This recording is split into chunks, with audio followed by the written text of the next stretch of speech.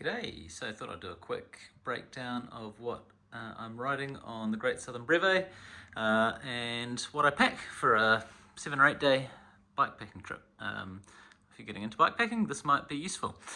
So first of all, this is a Surly Karate Monkey, size large, I think 2018 vintage. They haven't changed, so they're all pretty much the same. On this, I'm running a Manitou R7 Pro fork that I got for like $500 New Zealand on Facebook. That's been cool, super light, really like it. I'm running a GX 165mm crankset, AliExpress pedals, GX derailleur and 1052 cassette.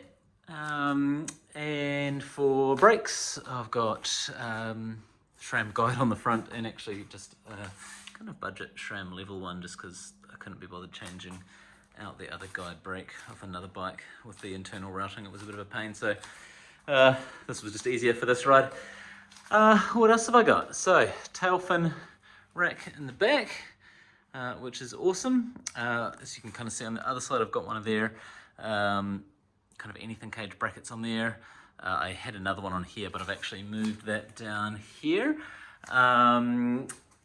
This particular ride, we're a little bit worried about water supply, so just needed a bit of extra. And I did have this, as I said, up here on the kind of stay of the tail fin, but I just liked the look of it down here, and the aero kind of look of it. It looked a bit unbalanced, or just a bit weird having only one bottle on the side there, so I like having it down here. Got one of the volley straps to keep that in secure. That'll be empty most of the time, just 1 or 2 days where we know it's a kind of a longer resupply between water. We'll fill that up on those days. I don't know what brand this is, but this is a cool little bike water bottle holder adapter. You can buy them from Cycleworks in New Zealand, and it's kind of a double. So yeah, you get 2 bottles off the one mount, which is a really cool little feature. I really like it. It doesn't get in the way of your legs, your knees, nothing. It's awesome, and actually they're just at a really good height to grab as well. So I have run them on my forks before. That's always a bit of a pain. You end up using hose clamps or zip ties or something. I know Tailfin makes some cool little mounts on there, but this is better and it keeps the unsprung mass off your fork. So I think this is a pretty good setup. I've got 2 750ml bottles off the double cage and 1.5 litres down there. So that gives me 3 litres.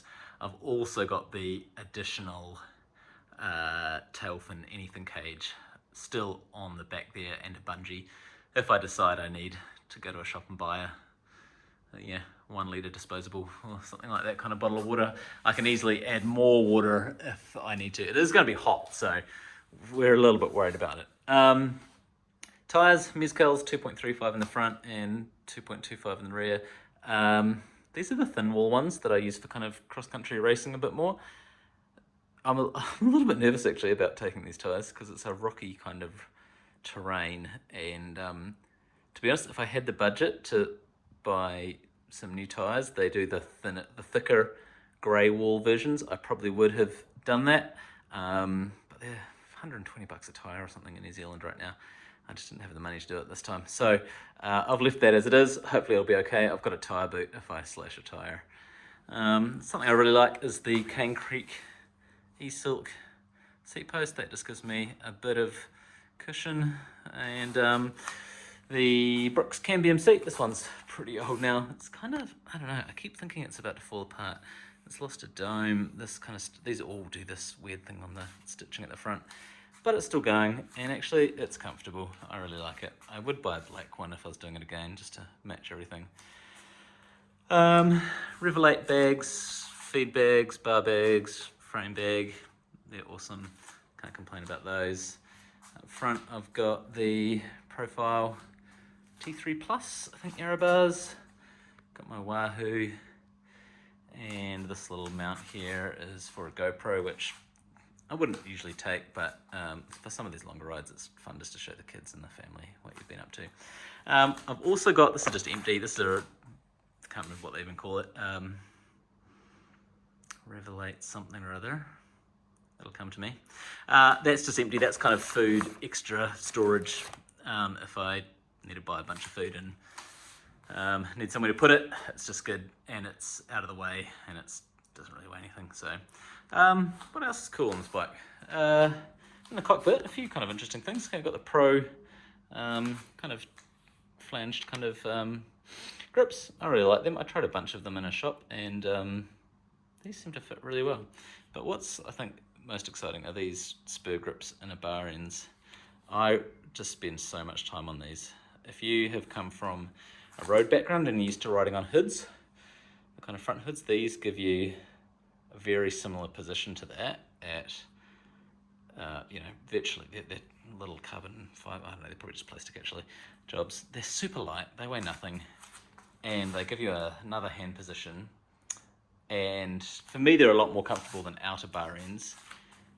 If I'm on the road, if I'm just riding on the road or flat gravel, I probably spend 80% of my time in this position now, and maybe, 20% over here.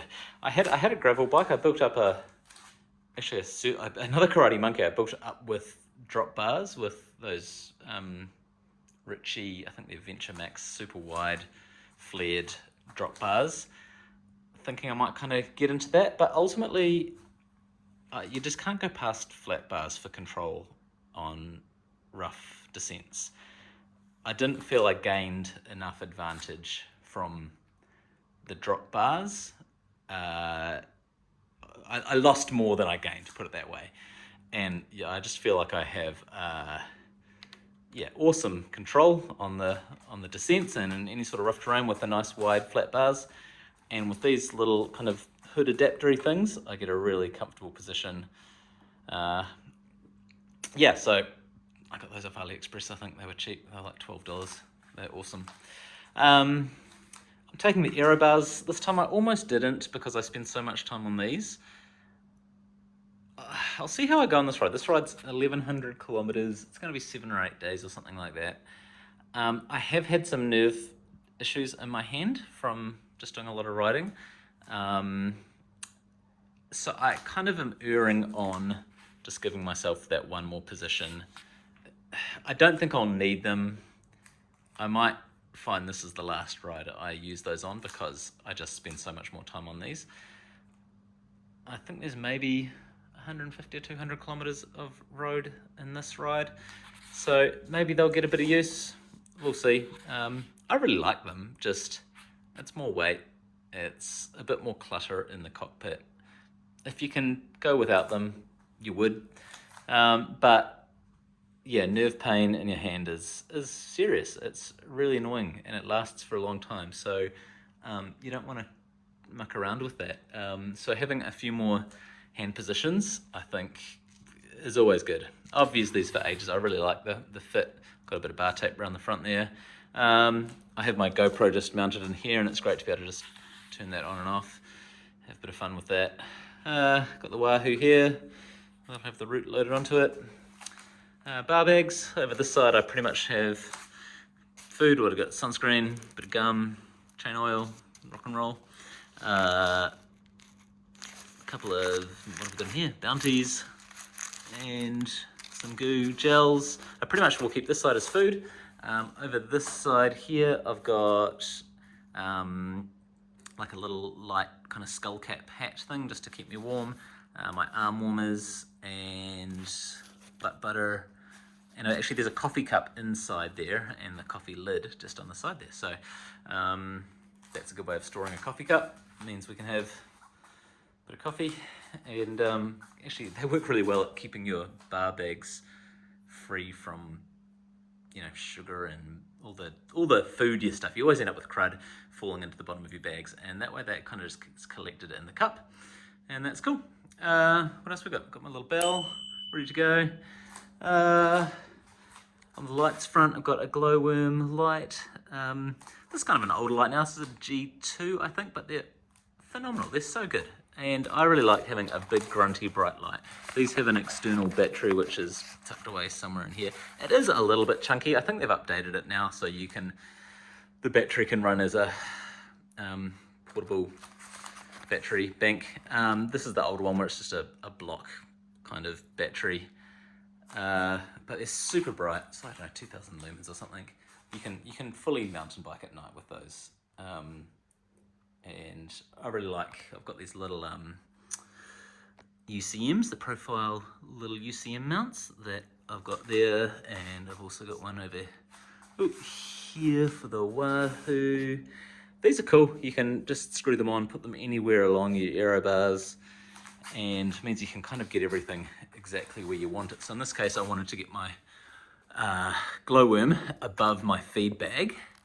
So running it off my aero bars instead of the handlebars has allowed me to do that. And I like having my Wahoo obviously just right in the middle there, up a bit higher when you're running aero bars. Otherwise you kind of lose it amongst all the other stuff in your cockpit. So much stuff. Yeah, so as I said, this is kind of extra. I might not take this again. It's kind of a bit of a safety device, just if you have a long time between resupply spots and you have kind of run out of space in other places. Right now my feed frame bag is full of food, so this is kind of my main food bag. I've got peanuts, I've got electrolyte. I've got actually pre-made. I get electrolyte in the big tubs and I put it into little Ziploc baggies. I find it cheaper that way.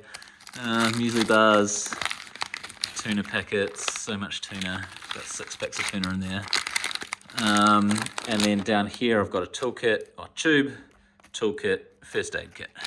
So this is basically all, top half of that is all food. And because I've got that there, I probably don't need this. I might even make a last minute decision to leave that behind on our kind of night before and just leave that in the car. We'll see. The advantage of, if I do move some food up here, it means I can move potentially some stuff from my back bag down here and just make that run a bit smaller. We'll see. I'm pretty happy with what it's doing right now. Up in this bag, this is just kind of where I'll put my phone, electrical, got a fallback. I couldn't find my proper spork, so charging cables, GoPro. Got a couple of proper Allen keys. I always just take a 4, 5, and 6 full-size Allen key. I've got a small multi-tool one in there, but they're a pain. And these kind of don't take up much space. Some electrical tape. What else we got? Lip balm. I've got a little pump, gas pump adapter thing. So that's just kind of electrical stuff like that. I'll put my toothbrush and toothpaste in that when I do that tonight. So that just leaves the tail fin in the back, which I'll show you what's in here.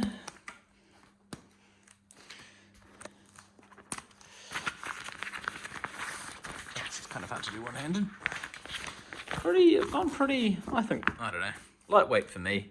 I'm not like one of these guys who goes crazy light and just rides through the night and risks, I think, quite a lot by not having much, gear to keep them warm. So anyway, one tail fin bag's got all my clothes in it. So I've got raincoat, Rab, something or other, awesome raincoat, really, really good. The inside doesn't feel cold. It's really nice. You can wear it without any sort of long sleeve on, and it feels really nice, really good. Long sleeve trousers, merino. Long sleeve top, merino. Spare pair of shorts. I debated, I don't know. I'm not taking any other pants, spare pants. So I'm going to have bike shorts on, and those will be for kind of end of day if we end up at a pub or something like that, or want to go for a swim. One pair of boxers, merino. Riding shirt. I've got one other shirt that I'll be wearing, so I'm essentially taking 2 shirts. Merino base layer. We're up quite high on this Southern Alps stuff, so if it gets colder, it'll get really cold. One spare pair of socks. That's cool. And then puffer jacket. I said we're up pretty high, so and sleeping quilt. We are basically hitting up cabins at campgrounds almost every night, which is cool. So we don't need to take a tent. And microfiber towel. Debatable whether we need that as well, but I thought we would just in case. Some of the places they are just really a cabin, they are kind of BYO linen and stuff like that. Oh, there's a few other things down here.